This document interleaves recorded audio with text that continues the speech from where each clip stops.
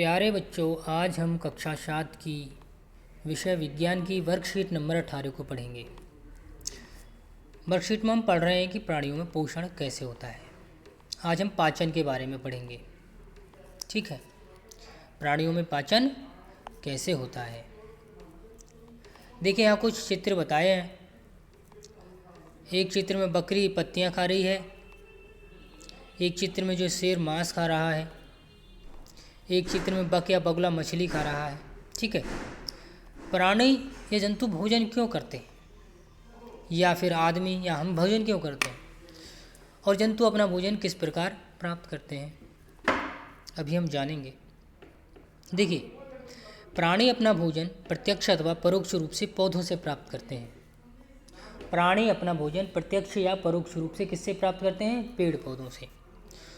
सारे प्राणी, चाहे कोई भी हो, चाहे मनुष्य हो, चाहे शेर हो, चाहे कोई भी हो, प्रत्यक्ष या प्रत्यक्ष रूप से किस पर निर्भर है भोजन के लिए? पेड़ों पर। क्योंकि पेड़ हैं तभी शाकाहारी भोजन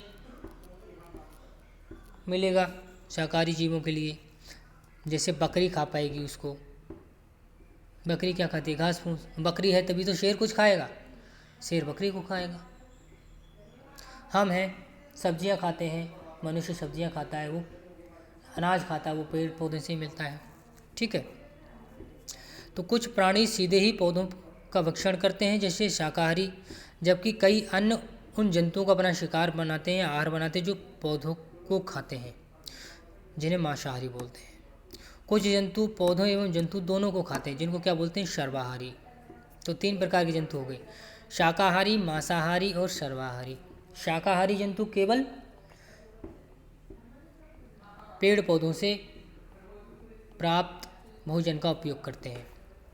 मांसाहारी मांस खाते हैं, जो जंतु पेड़ पौधे खाते हैं उनका मांस जो है शाकाहारी खाते हैं। और एक होते हैं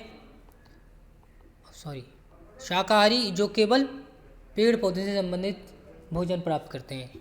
मांसाहारी जो मांस खाते हैं, जीवों से अपना भोजन ग्रहण करते हैं। और सर्वाहारी जो मांस भी खाते हैं और पेड़ पौधों से भी अपना भोजन करते हैं। ठीक है, शाकाहारी में देखिए हम बताते हैं, बकरी है। शाकाहारी में बकरी है, खरगोश है, गाय भैंस है। अगर बात करें मांसाहारी की, तो मांसाहारी में देखो शेर है, चीता है, ठीक है, मगरमच्छ है। अगर हम बात करें सर्वाहारी की, तो सर्वाहारी में कुत्ता है, ठीक है, मनुष्य है। अब बात करते हैं मानव सहित सभी जीवों को वृद्धि करने, यानी कि अब बात करते हैं हम जंतु अपना भोजन क्यों करते हैं। देखिए, मानव सहित सभी जीवों को वृद्धि करने, शरीर को स्वस्थ और गतिशील बनाए रखने के लिए खाद्य पदार्थों की आवश्यकता होती है। क्यों होती है आवश्यकता? वृद्धि करने के लिए, गति करने के लिए और शरीर को स्वस्थ रखने के लिए। ठीक है, खाद्य पदार्थों की आवश्यकता होती है।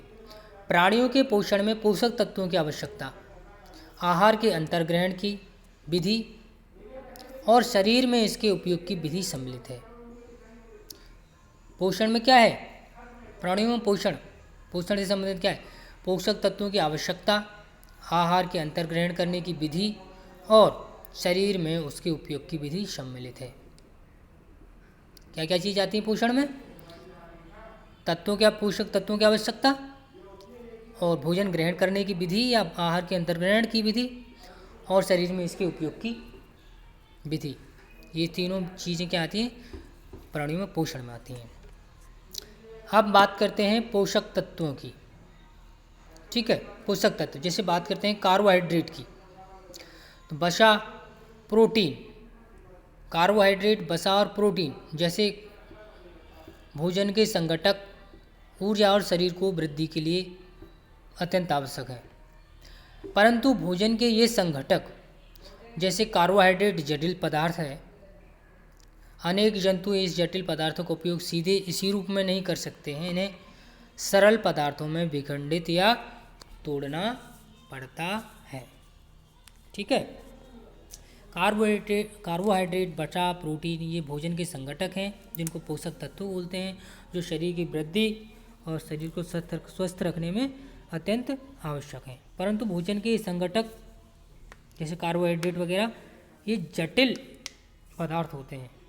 कुछ जंतु इनको सीधे ग्रहण नहीं कर पाते, ठीक है, या सीधे इनका शरीर में उपयोग नहीं कर पाते, इसलिए वो उन्हें तोड़ने पड़ते हैं पहले, या फिर विखंडित करने की आवश्यकता होती है।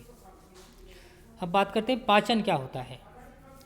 जटिल खाद्य पदार्थों का सरल पदार्थों में टूटने की प्रक्रिया को क्या बोलते हैं? पाचन। जटिल खाद्य पदार्थों को सरल खाद्य पदार्थों में बदलने की प्रक्रिया क्या कहलाती है? पाचन। जटिल से सरल बनते हैं, पाचन में क्या बनता है? जटिल खाद्य पदार्थों से सरल खाद्य पदार्थ बनते हैं, वो प्रक्रिया क्या कहलाती है? पाचन कहलाती है।